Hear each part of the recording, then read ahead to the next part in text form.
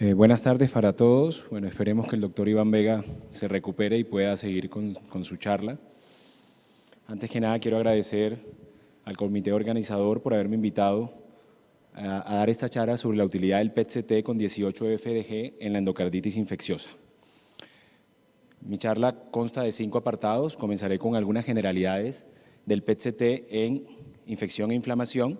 Posteriormente, les hablaré sobre la utilidad del PET-CT en endocarditis infecciosas, específicamente sobre válvulas protésicas, válvulas nativas, con algunas publicaciones y casos clínicos de la técnica en estos escenarios. Posteriormente, en el punto que considero más importante de la charla, le hablaré sobre algunas recomendaciones en la interpretación de las imágenes, repasando los protocolos de supresión del metabolismo de la glucosa cardíaca, patrones de captación, infección versus inflamación, posibles factores de confusión. Daré algunas pinceladas de los nuevos radiotrazadores que están en fase preclínica y clínica, específicos para infección e inflamación, y las conclusiones de la charla. Bueno, todos conocemos que el PET-CT es nuestra técnica híbrida de medicina nuclear que combina la imagen molecular de la tomografía por emisión de positrones con la imagen anatómica del CT. La fluorodesoxiglucosa es el análogo no fisiológico de la glucosa, es el radiofármaco más ampliamente usado en la práctica clínica, con una amplia utilidad demostrada en los pacientes oncológicos. Fue durante estos primeros años de experiencia en los pacientes oncológicos donde se evidenció la captación de FDG en los sitios de infección e inflamación. Con el tiempo se demostró que la FDG tiene la capacidad de incorporarse activamente a los leucocitos y a los macrófagos presentes en los focos de inflamación e infección por una gran expresión de GLUT1, GLUT3 y elevada actividad glicolítica. Durante principalmente las últimas 2 décadas, la técnica ha demostrado su rendimiento diagnóstico en diferentes escenarios en infección e inflamación y desde el 2013 ya contamos con las primeras guías de la Sociedad Europea y la Sociedad Americana de Medicina Nuclear de la utilidad del PET en estos escenarios. Ellos dividen en 3 grandes grupos dependiendo de la evidencia científica, en indicaciones mayores, indicaciones bien descritas y en indicaciones no claras, donde quiero recalcar que la endocarditis se encuentra en el último puesto, pero es importante tener en cuenta que la mayoría de la evidencia era previa al 2011.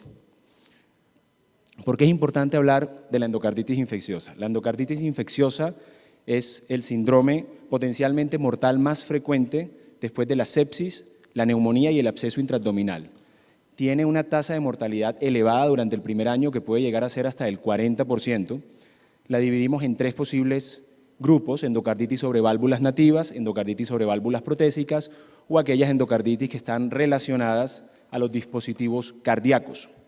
El diagnóstico temprano y la detección de las complicaciones extracardíacas tiene un impacto directo en la duración del tratamiento, en la conducta médica o quirúrgica de los pacientes y en el pronóstico favorable de los mismos.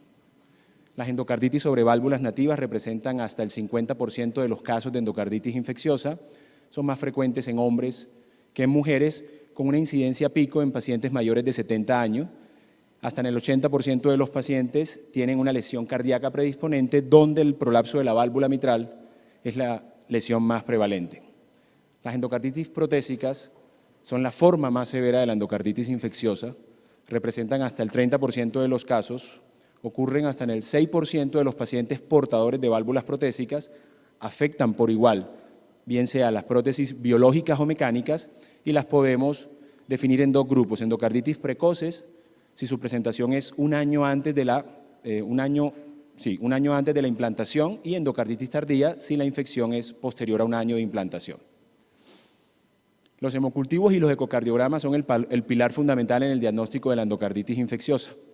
Sin embargo, no presentan un rendimiento óptimo, esto debido a un alto porcentaje de pacientes sin un diagnóstico de confirmación. Las dificultades radican principalmente en la interpretación de los estudios en aquellos pacientes que son portadores de válvulas protésicas o en la detección temprana de embolias sépticas que normalmente tienen una clínica silente y una difícil localización anatómica. Por todo esto que he explicado, el diagnóstico de la endocarditis infecciosa es un reto en la práctica clínica actual.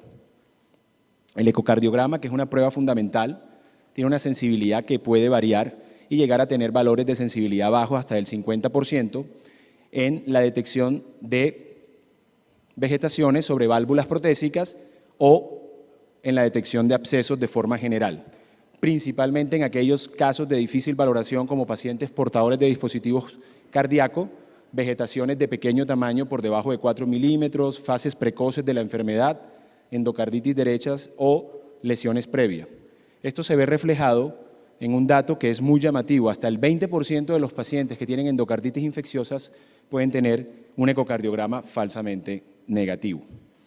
Los criterios de Duke son y han sido siempre los criterios Gold Standard, son una combinación de criterios mayores y criterios menores, criterios microbiológicos, clínicos, ecocardiográficos, que dependiendo de la presencia de 2 o más criterios clasifican a los pacientes en 3 posibles grupos: endocarditis definitivas, endocarditis posibles y endocarditis rechazadas. No obstante, el rendimiento diagnóstico puede ser también bajo, oscila entre el 50 al 70%, principalmente en pacientes con hemocultivos negativos, pacientes portadores de válvulas protésicas o dispositivos cardíacos, endocarditis derechas, infecciones micóticas, infecciones por microorganismos del grupo ASEC, lo que se ve reflejado en que muchos pacientes son siempre clasificados en el grupo de posibles endocarditis. Entonces, esto en la práctica clínica genera una necesidad de nuevas herramientas diagnósticas. Entonces, vamos a ver ahora qué utilidad ha tenido nuestra técnica en este complejo escenario. Savi y colaboradores fueron los primeros que evaluaron en esta publicación del 2013 el impacto de la PET-CT en la sensibilidad de los criterios Gold Standard. Ellos definieron la captación patológica periprotésica de la válvula como un criterio mayor de Duke y se encontraron que cuando hacían esto aumentaban de una manera significativa la sensibilidad de los criterios de un 70 a un 97%, principalmente por una disminución de esos casos de posibles endocarditis. Fueron los primeros también en proponer un algoritmo diagnóstico donde incluyéramos al PET-CT en las endocarditis posibles sobre válvulas protésicas o en aquellos casos rechazados, pero con una alta sospecha clínica. Posteriormente, nuestros amigos y colegas del Hospital de Valdebrón, a cabeza del doctor Santiago Aguadé, profesor de muchos de nosotros, y la cardióloga nuclear Nazarena Pisi, evaluó nuevamente el impacto, pero esta vez con un PET-CT con sincronismo cardíaco y angio-CT cardíaco contrastado. Volvieron a encontrar un aumento significativo de la sensibilidad de un 52 a un 90% en los criterios de Duke por una disminución de los casos posibles. Dentro de las ventajas de realizar el angio-CT, evidenciaron poder detectar lesiones cardíacas como vegetaciones, fístulas paravalvulares, abscesos perivalvulares y pseudoaneurismas. No encontraron diferencias estadísticamente significativas cuando compararon con el PET-CT convencional y dentro de las posibles desventajas al usar angio-TC gatillado es un aumento de la complejidad de la técnica, menor disponibilidad porque no todos los centros lo tienen a la mano y un aumento significativo de casi el 70% de la dosimetría. Ahora les voy a presentar este artículo publicado en el 2016 del Journal of Nuclear Medicine de nuestra experiencia de la técnica en endocarditis infecciosa en el Hospital Clínic de Barcelona. Fue un estudio prospectivo observacional en 80 pacientes con sospecha de endocarditis sobre válvulas nativas, válvulas protésicas y dispositivos de electroestimulación cardíaca. El diagnóstico definitivo de endocarditis lo definió el grupo de endocarditis, que es un grupo multidisciplinario referente a nivel europeo que tiene más de 50 años de experiencia y a todos los pacientes se le hizo seguimiento clínico por 6 meses. A todos los pacientes les realizamos un PET-CT con protocolo de inhibición de la captación miocárdica de FDG que consistía en un ayuno prolongado mayor de 12 horas. Luego, posteriormente, cuando el paciente ingresaba al servicio, le administrábamos heparina endovenosa no fraccionada a razón de 50 unidades internacionales por kilogramo de pesos, 15 minutos antes de la administración de la FDG. A los 60 minutos realizamos imágenes desde vértex hasta rodillas a 3 minutos por bed. La interpretación de las imágenes fue definida por varios médicos nucleares expertos en el tema. Se definió como criterio visual positivo a la captación focal o heterogénea elevada del radiotrazador, bien sea sobre la topografía de la válvula nativa, bien sea sobre la válvula protésica o sobre los dispositivos de electroestimulación cardíaca. Se hicieron análisis semi-cuantitativos con el submax, submin vascular, submin hepático y los respectivos subratio. En nuestra serie de pacientes encontramos 31 casos de endocarditis definitiva, 6 sobre válvulas nativas, 12 sobre válvulas protésicas y 13 sobre dispositivos.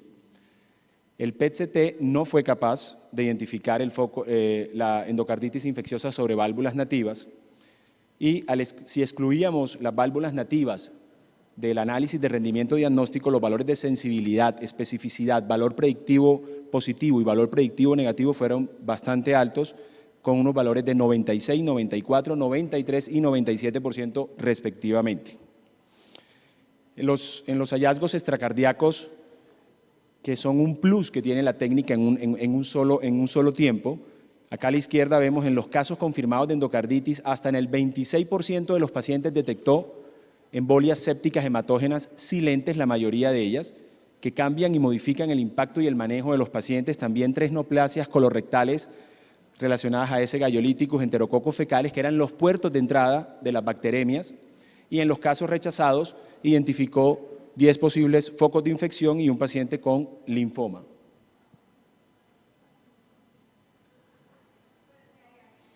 En nuestra serie en particular, el PET-CT fue capaz de reclasificar el 90% de los pacientes que inicialmente fueron clasificados como posibles endocarditis infecciosa por los criterios clásicos de Duke, reclasificando bien sea a endocarditis definitiva o a endocarditis rechazadas. El submax fue el mejor valor semicuantitativo para identificar la infección. Cuando se tenía un punto de corte de un submax de 3.8, se encontró el mayor rendimiento diagnóstico para la prueba. Aquí les traigo algunos casos clínicos de ejemplo. Un paciente de 64 años con una endocarditis sobre válvula protésica aórtica. Tanto las imágenes axiales como las imágenes coronales muestran una intensa captación periprotésica de distribución discretamente irregular con un submax elevado de 8.4. El cultivo de la válvula protésica fue positivo para un Propionibacterius acnes. Este otro caso es una endocarditis sobre válvula protésica mitral en un paciente de 56 años. Nótese que pese a que, por ser un paciente con una miocardiopatía dilatada, no se logró un correcto protocolo de inhibición, sin embargo, las imágenes del PET-CT evidencian una intensa captación periprotésica con un submax de 6.4, que fue dado como positivo, y el cultivo de la válvula protésica fue positivo para Staphylococcus epidermidis. En este otro caso clínico era un paciente con una franca infección clínica evidente del bolsillo del generador del marcapasos, pero también era portador de una válvula protésica aórtica. Entonces, se solicitó el PET-CT para ver si solamente tenía infección del marcapasos o si también tenía infección de la válvula protésica.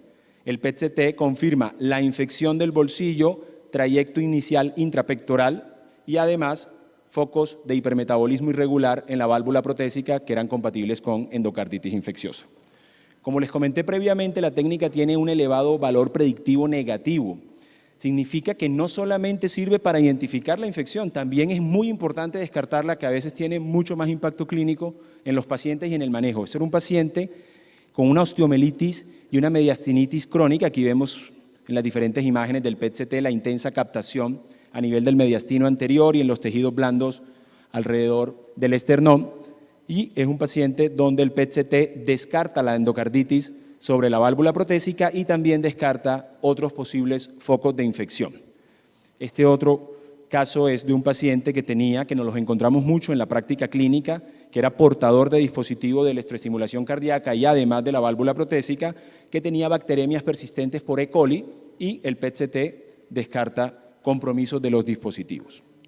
Algunos ejemplos de hallazgos extracardíacos como infartos y embolismos esplénicos son frecuentes, embolismos sacros o casos de espondilodicitis y casos de lesiones neoplásicas en el colon, por ejemplo en este engrosamiento hipermetabólico del ángulo hepático del colon, que fue confirmado la neoplasia por colonoscopia y era un paciente con una endocarditis por Enterococcus fecalis y ese era el puerto de entrada de la infección.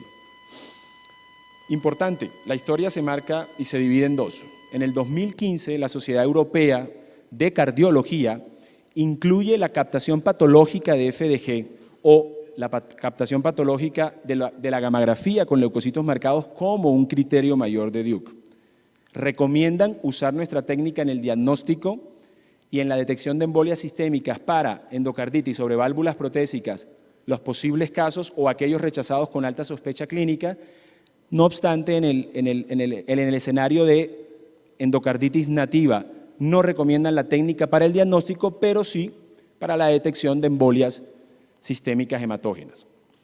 Aquí quise traerles uno de los últimos metaanálisis publicados con el mayor número de pacientes, que incluyó 26 estudios, donde evaluaron la utilidad del PET-CT en los diferentes escenarios, solamente para demostrarles que confirmaron la baja sensibilidad que tiene la técnica en la endocarditis sobre válvulas nativas, no obstante con una alta especificidad, y para la endocarditis sobre válvula protésica unos óptimos resultados de sensibilidad de 86 y especificidad del 84%. Es importante recalcar que el mayor rendimiento se evidenció en los 17 estudios publicados después del 2015. Recordémonos de las guías iniciales que les demostré en el 2013.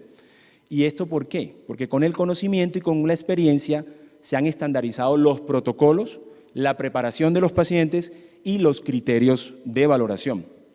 You always wear a suit to the dentist? Of course, man. We're talking about my... Ahora les daré algunos puntos claves bajo mi experiencia en el momento de hacer la interpretación de las imágenes, que yo creo que es uno de los temas más complejos que tenemos en la práctica clínica. Comencemos por el principio. Recordemos que después del cerebro, el corazón es el órgano que más consume glucosa. Entonces, en condiciones fisiológicas o incluso en ayunos clásicos de protocolos oncológicos de 4 a 6 horas, este es el corazón que nos vamos a encontrar en la mayoría de los pacientes, con una intensa captación principalmente del miocardio del ventrículo izquierdo. Y nosotros debemos llegar a conseguir un protocolo con una inhibición completa que nos permita hacer una correcta valoración de las estructuras cardíacas. ¿Cómo se logra esto? Hay diferentes métodos publicados y confirmados en la literatura de supresión del metabolismo de la glucosa cardíaca. Primero, un ayuno prolongado, y entiéndase por un ayuno prolongado mayor a 12 horas. ¿Por qué? Disminuye la glucosa y la insulina y aumenta los ácidos grasos. Luego, la dieta baja en carbohidratos y las comidas ricas en grasas, que producen los mismos efectos. Y la heparina no fraccionada está demostrada desde los años 50 que a dosis subóptimas, subterapéuticas, tiene un efecto de lipólisis in vivo, porque produce un aumento en la liberación de lipoproteína lipasa hepática del endotelio vascular, que va a degradar los triglicéridos circulantes y aumenta los ácidos grasos. Las publicaciones de mayor impacto demuestran que cuando se combinan dos como mínimo o las tres técnicas, se logra hasta el 88% de una correcta inhibición de la captación miocárdica. Segundo punto importante, diferenciar patrones de captación. ¿Qué es infección? ¿Qué es inflamación? Recordemos que los mismos dispositivos cardíacos producen unos cambios inflamatorios posquirúrgicos. Hay un punto de corte en la literatura de 3 meses, luego con el tiempo hemos evidenciado que hay válvulas que producen procesos inflamatorios crónicos o material de sutura quirúrgica que también lo produce. Entonces, en resumen, la infección, la intensidad en el área del área del metabolismo es elevada, la distribución normalmente es focal o heterogénea, la localización es sobre la válvula protésica o la topografía de la válvula nativa, en la zona de sutura con extensión periprotésica o en aquellos pacientes con válvulas tipo Vental que tienen injerto vascular aórtico, también puede ser sobre el área del injerto vascular aórtico. Caso contrario, en los procesos inflamatorios, la intensidad es leve a moderada, con una distribución homogénea y difusa, y la localización es sobre la válvula protésica, el injerto vascular aórtico y, como les comentaba, sobre las suturas de las válvulas y los adhesivos quirúrgicos como el BioGlue, que producen procesos inflamatorios crónicos por reacción de cuerpo extraño. Aquí les traigo algunos ejemplos para diferenciar estos patrones. En las imágenes superiores hay un ejemplo de un paciente con cambios inflamatorios postquirúrgicos con una leve captación difusa y homogénea de radiotrazador alrededor de la válvula protésica que desaparece o prácticamente desaparece en las imágenes no corregidas. En este otro caso, un paciente con focos de hipermetabolismo en la válvula de alta intensidad que persisten en las imágenes corregidas.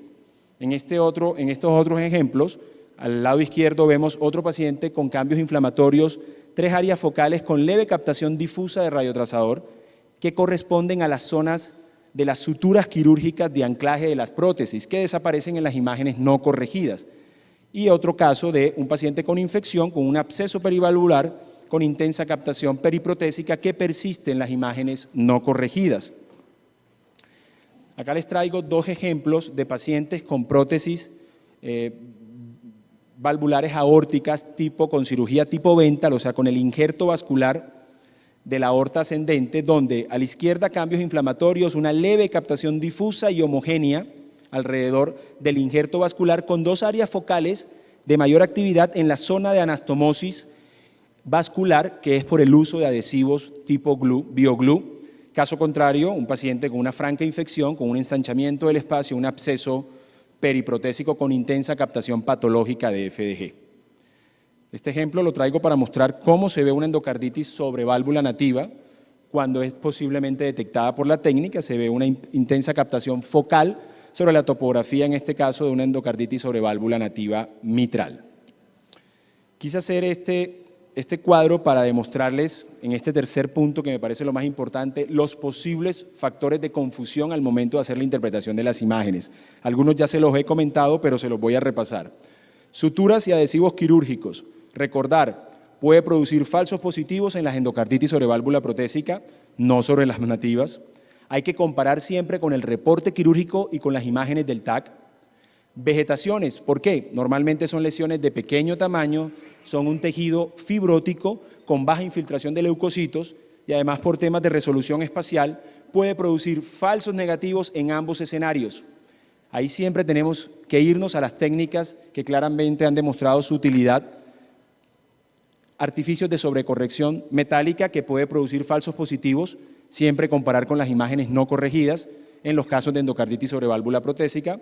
Las captaciones inflamatorias postquirúrgicas, que ya se las definí, hipertrofias, procesos como la hipertrofia lipomatosa del septum intraauricular puede producir falsos positivos en ambos escenarios por la proximidad del septum a la válvula aórtica, músculos papilares ventriculares que pueden producir falsos positivos, captaciones auriculares en pacientes con fibrilación auricular, supresión inadecuada que dificulta la interpretación de las imágenes y por último, pero no menos importante, es la antibioticoterapia prolongada, que es un escenario en el que nos enfrentamos no solo en la endocarditis infecciosa, muchos pacientes vienen con antibioticoterapia prolongada y así como la endocarditis infecciosa y en el resto de escenarios puede producir falsos negativos en ambos aspectos. Aquí traigo algunos ejemplos, una hipertrofia lipomatosa con una intensa captación focal que podemos ver que corresponde a la topografía del septum intraauricular y en las imágenes del CT se ve una densidad grasa. 3 áreas focales con leve captación en las zonas de sutura y de rafia quirúrgica por procesos inflamatorios, la supresión inadecuada que le he comentado que puede prestarse para hacer una mala interpretación, caso con un paciente con fibrilación auricular donde se observan las intensas captaciones de las aurículas que también pueden ser mal interpretadas y casos en pacientes con inhibiciones parciales o incompletas, captaciones focales del músculo papilar a nivel del ventrículo. Recordemos que hay 2 músculos papilares en el ventrículo izquierdo y 3 músculos papilares en el ventrículo derecho. ¿Qué hay de los nuevos radiotrazadores? Existen nuevos radiotrazadores específicos que están en fase preclínica y fase clínica. Ellos están siendo evaluados y estos pueden mejorar sustancialmente el rendimiento diagnóstico de nuestras pruebas. En el último meeting de los radiotrazadores para infección e inflamación que se llevó a cabo en el Organismo Internacional de Energía Atómica en la ciudad de Viena recientemente, evento donde tuve el honor de participar, el grupo de expertos y el grupo de investigadores a nivel mundial mostraron estos nuevos radiotrazadores. Aquí le traigo unos ejemplos de los más importantes. Encontramos la fluorodesoxitorbitol, el polimixin, ceftriaxona. Estos 3 primeros son radiotrazadores específicos para infecciones por bacterias gram negativas. Está la flormaltosa, el PAVA, que son tanto para bacterias gram negativas como gram positivas. Y estos últimos 3 radiotrazadores, como el HJF5, el TAF, el DFO, que son específicos para infecciones micóticas por Aspergillus. El Hospital Internacional de Colombia participó en alianza con nuestros amigos del Centro de Infección e Inflamación del Johns Hopkins en el estudio clínico de la fluorodesoxisorbitol FDS, que es un análogo del sorbitol, metabolismo específico de las infecciones por enterobacterias o infecciones relacionadas por enterobacterias, que son los principales agentes causales de las infecciones nosocomiales. Fue capaz de detectar múltiples sitios de infección y de hacer un monitoreo del tratamiento de la antibiótico-terapia. Son unos resultados iniciales que fueron publicados en la revista Science Translational Medicine en abril de 2021 y tenemos un largo camino todavía por recorrer. Quiero concluir esta charla diciéndoles que el PET-CT ha demostrado ampliamente su alto rendimiento diagnóstico en los pacientes con endocarditis sobre válvula protésica, aumentando de manera significativa la sensibilidad y la especificidad de los criterios de Duke, que son el gold estándar. En una sola técnica, en un solo tiempo, permite detectar focos extracardíacos de infección, posibles neoplasias, otras posibles causas de infección, lo cual impacta de manera significativa el manejo médico-quirúrgico y el pronóstico de los pacientes. Pese a que el estudio no tiene un buen rendimiento en la endocarditis sobre válvula nativa, en este grupo mejora la detección de embolias sépticas y otras posibles causas de infección. Es importante estandarizar los protocolos, la preparación de los pacientes para optimizar el rendimiento diagnóstico de la prueba, y la mejor interpretación de los resultados dependerá del conocimiento del contexto clínico del paciente, los posibles factores de confusión, principalmente tipo de prótesis, tiempo de implantación, el uso de adhesivos o suturas quirúrgicas y los patrones de captación fisiológicos e inflamatorios. Muchas gracias por su atención.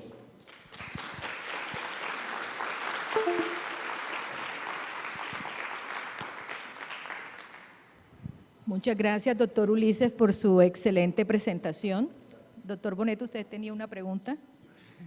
No quiero, porque yo sé que al final nos van a cortar, quiero hacerle un par de preguntas rápidas. Primero, no sé si lo dijo, pero de repente estaba fuera el tiempo de la ventana para antibióticos. Yo recientemente tuve un paciente, pero me lo mandaron a los 15 días y de estar con antibióticos y eso. Bueno, como comenté en la charla, todos sabemos que en el escenario clínico de infección, entre más tiempo tenga el paciente con antibiótico-terapia, la sensibilidad a la técnica está demostrado que disminuye. Lo que está escrito en la literatura, por ejemplo, en nuestra casuística en el Hospital Clínic, el promedio de los días de antibiótico-terapia oscilaba entre 10 y 15 días y aún así tuvimos esos resultados diagnósticos. La mayoría de los estudios, los que manejamos la parte clínica, sabemos que es casi imposible hacer un PET y no haber tenido antibiótico-terapia previa. Yo considero que con 1 o 2 semanas la sensibilidad a la técnica, por todo lo que está escrito en la literatura, no se ve realmente afectada. Ya periodos más prolongados de antibiótico-terapia, hay algunos artículos que demuestran una franca disminución de la sensibilidad. Con mucho gusto.